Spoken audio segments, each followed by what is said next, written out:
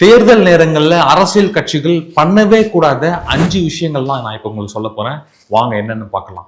லஞ்சம் வாங்குறதும் தப்பு, லஞ்சம் கொடுக்கறதும் தப்பு. அது மட்டும் இல்லாம ஓட்டுக்காக காசு கொடுக்கறது, கிஃப்ட்ஸ் கொடுக்கறது, தொழில் சார்ந்த வாக்குறுதிகள் கொடுக்கறது, இந்த மாதிரியான விஷயங்கள்லாம் பண்ணக்கூடாது அப்படின்னு சொல்லப்படுது.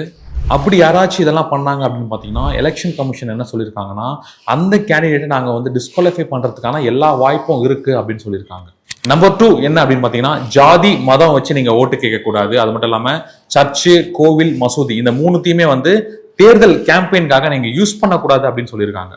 இது செக்ஷன் 123 பிஆர் ஆக்ட் படி ரொம்பவே குற்றம் அப்படின்னு சொல்லியிருக்காங்க. நம்பர் 3 என்னன்னு பாத்தீங்கன்னா, ஆட்சியில் இருக்கக்கூடிய கட்சிகள் கவர்மெண்ட்டுக்கு சொந்தமான காரோ, ஆபீஸோ அல்லது எந்த ஒரு மிஷினரியும் வந்து தேர்தல் பிரச்சாரத்துக்காக நீங்க பயன்படுத்தக்கூடாது அப்படின்னு சொல்லியிருக்காங்க. அது மட்டும் இல்லாம புதுசா எந்த திட்டங்களும் நீங்க வந்து சொல்லக்கூடாது அப்படின்னு சொல்லப்படுது. ஏன்னா நீங்க அடுத்த ஆட்சியில இருப்பீங்களா இருக்க மாட்டீங்களா அப்படின்னு ஓட்டர்ஸ்க்கு தெரியாது இல்லையா. சோ வந்து இது வந்து ஓட்டர்ஸை வந்து இன்ஃபுளுன்ஸ் பண்ணும் அப்படின்றதுனால இதெல்லாம் நீங்க சொல்லக்கூடாது அப்படின்னு சொல்லப்படுது. நம்பர் 4 என்ன அப்படின்னு பாத்தீங்கன்னா, கேம்பெயின் பண்ணும்போது அதாவது எதிர்கட்சி தலைவரை வந்து நீங்க பர்சனலா அட்டாக் பண்ணி பேசக்கூடாது அப்படின்றது சொல்லப்படுது. அப்படி நீங்க பேசுனீங்கன்னா அது ரொம்பவே குற்றம் அப்படின்னு சொல்றாங்க.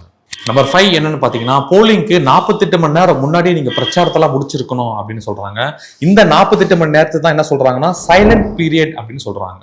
இப்போ வருகின்ற 2026 சட்டமன்ற தேர்தலில் எந்த கட்சி ஜெயிக்கும் அப்படின்னு நீங்க நினைக்கிறீங்க அப்படின்றத கமெண்ட் செக்ஷன்ல கமெண்ட் பண்ணுங்க. நன்றி, வணக்கம்.